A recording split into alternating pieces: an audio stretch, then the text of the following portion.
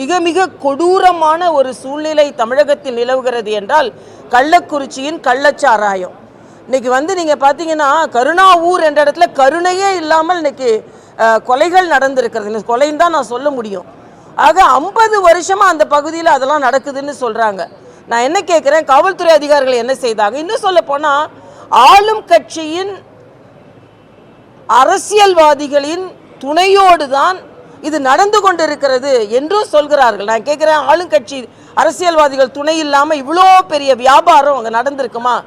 அங்கே ஏற்கனவே பிடிபட்டிருப்பவர்கள் கண்ணுக்குட்டின்றாங்க. அவரை நம்ம கண்ணுக்குட்டின்னு செல்லமாக சொல்கிற ஒரு பேரை வைத்துக்கொண்டு ஒருவர் பல வழக்குகளை வைத்துக்கொண்டு இன்று பல பேரை கொன்னவராக மாட்டிக்கொண்டிருக்கிறார். ஆக இதையெல்லாம் இன்னும் தீவிரமாக ஏதோ அதிகாரிகளை மாற்றிட்டோம், அதனால் நாங்கள் நடந்துடுச்சுன்னு கிடையாது. அதிகாரிகளை மாற்றுவது என்பது கண் துடைப்பு.